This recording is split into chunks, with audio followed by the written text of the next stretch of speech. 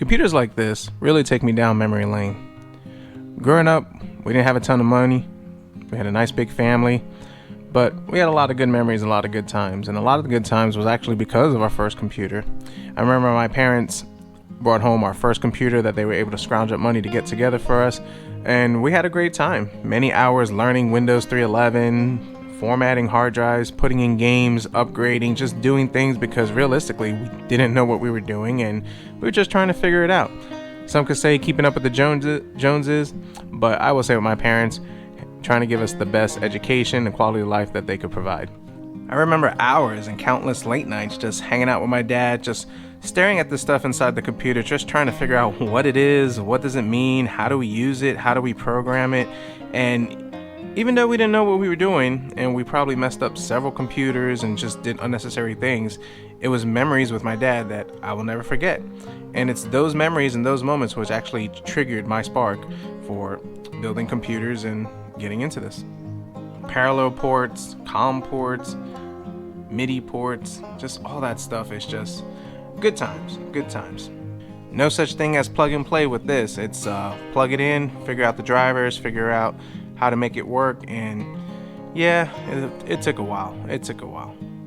And as I dug this computer out from where it was, I look forward to actually trying to work on it and put it together and kind of relive some of those memories that I had with my dad and clean up all this filth and nastiness and maybe see if this thing works. So let's get started and let's see what we can do. So this one was recovered from a family member's attic, and they had it up there for quite a while. And this was one that they probably built and put together years ago. Definitely not me. And I think it's pretty cool. A lot of memories on this type of stuff. I don't know much about it. It's a socket 3. It's got the whole ISA, I believe. It's got the S3 video card, and I'll get you guys more light in it. And from what I'm guessing, I would assume it's probably a 486. Everything is unplugged, loose. The memory is not there. So yeah, not sure what to expect on this one, but we'll clean it up and we'll give it a shot and we'll see what we can do. Looking at it, it is very dusty and it's crusty as it's been sitting, so I think I got something that can help us clean it up. So this company Reassembly reached out to me and offered me their air duster, cordless and powerful and portable, and gave me a chance to try it out and test it out. Now, cleaning computers, a air duster is a must. Using the can of compressed airs is expensive, and if you really want to use a whole compressor like some people use in the shop, it can be dangerous, as if you don't control the airflow on it, you can actually pop capacitors, blow things off, and create more of a headache than what it's worth. So one thing I like about this one already that I will say is it's cordless. The one that I typically use has a cord, and I like it. It's a great air duster, but the cord thing kind of restricts you to outlets and locations. If I just want to take this thing out real quick or blow out a small video card outside and I get this thing in my garage, then I have to run a long extension, and that gets a little annoying. So this should be pretty cool. Giving the specs on it, charging time 1.5 to 2 hours. It came fully charged, which is pretty awesome. Weighs 1 pound, fast charging support, not sure what that means. And the motor speed has 3 speeds, 50,000, 70,000, 90,000 RPM/minutes, whatever that converts to, and 90 watts of power. Opening it up, pretty cool, like a gun. And like I said, it came charged, and it has this nozzle or this little thing right here, and if you pop it in place like that, or you could change the angle and you get to blow. Turn it on, hit this button,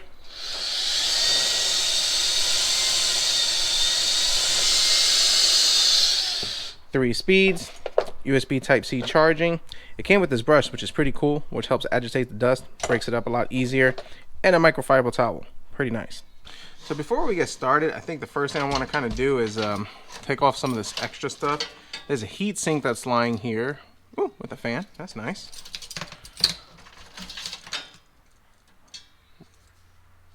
Serial wire.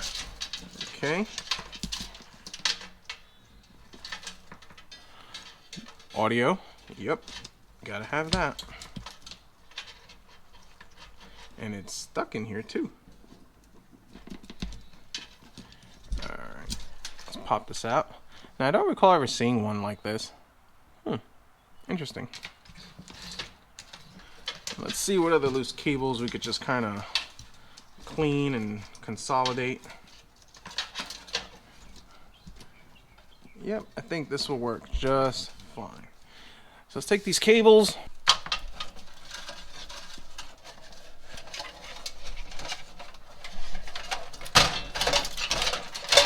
Let's just move these out to the side right over here. All right. Now if you look, we got nice layers of dust and crust. Even the power supply right over here is dusty and crusty. So I'm gonna take out the power supply and we're just gonna blow everything out, and that'll be the best way to do it. So let's pull these cards out first and let's see what we got. I'm more curious on what's in here. This is a more crusty ESS audio drive sound card.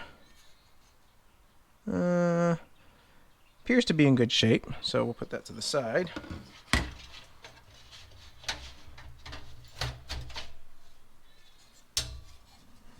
Wow, S3 Vision 868. This is our video card. Yeah, pretty nice. Almost the size of a 4090. Definitely not. But, I mean, the board is long.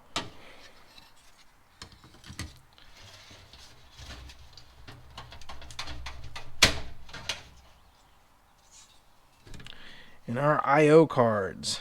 Promise Technology. This is the PDC 20630. So you had your floppy drive for your games, more serial, IDE. Yeah.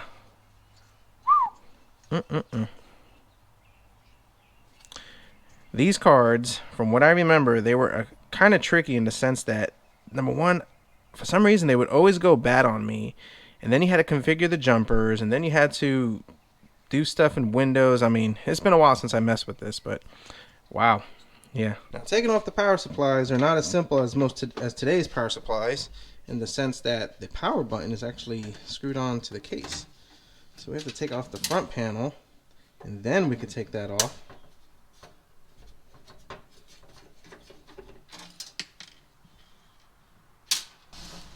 And I think there's a screw right down over here. So I need to take out this motherboard and check this out.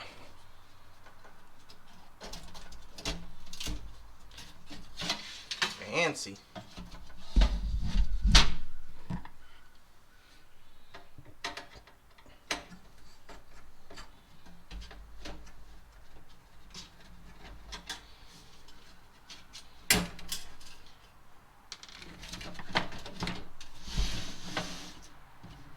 Let's move this out the way.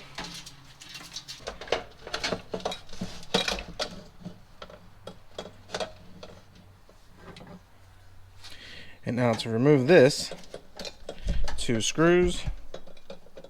I tell you what, in the computer world, we've gotten spoiled.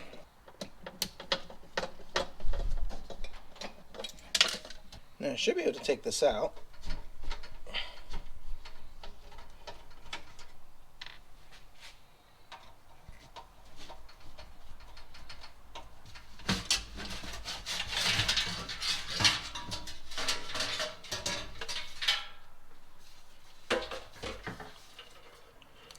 Yep, she needs some attention. Alright, everything's disassembled. I want to get all the dust out. I do definitely want to open up the power supply, clean it up good, check for any bad capacitors or anything in there. So we'll go ahead and use this Reassembly portable air duster, see how well it holds up, get this thing cleaned up, and then put it back together and try to fire it up. So I guess we'll go through a little montage action.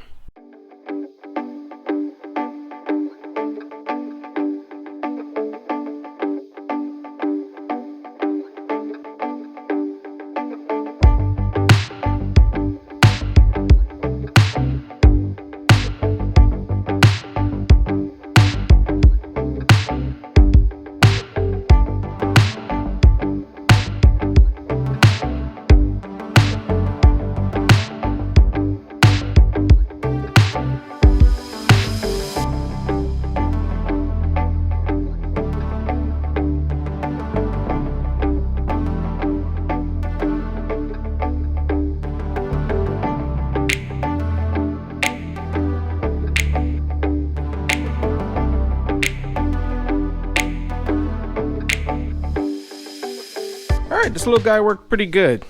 Only thing I will say about it is I wish it had a little more beans. Yeah, it doesn't have enough oomph as far as like the good blowy action on it. But the agitator over here is real nice, portable, convenient, but I just wish it had a little more oomph. So thank you to Reassembly for sending me this product, and I'll definitely be using it more in the garage. So anyways, everything's cleaned up nicely, so let's go ahead and pop in this memory. So I had this lying around, and maybe it works, maybe it doesn't work. And I remember putting in this type of memory was a headache back in the day, and I'm pretty sure it's hasn't changed much since then. Yeah, I think it actually goes this way.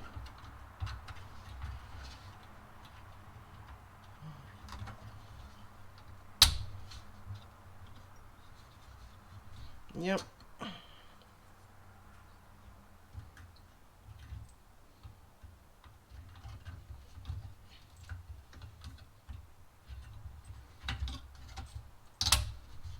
I'm gonna pop these two in because they look alike, and these are different.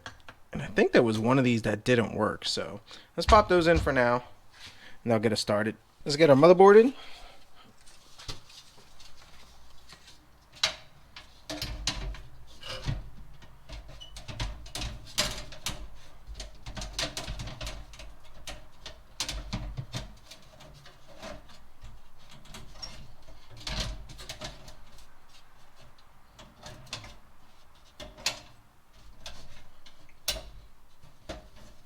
Now to pop in these classic cards, I think we're just going to pop this right here.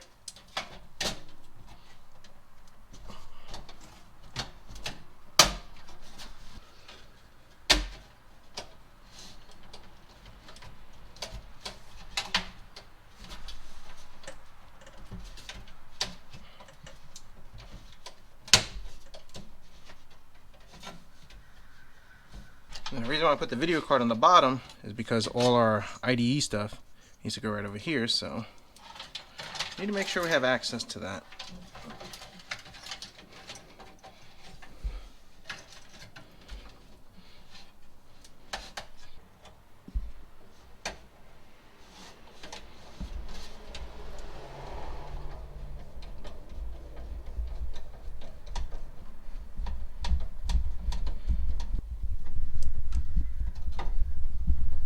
Alright, well that's pretty much done.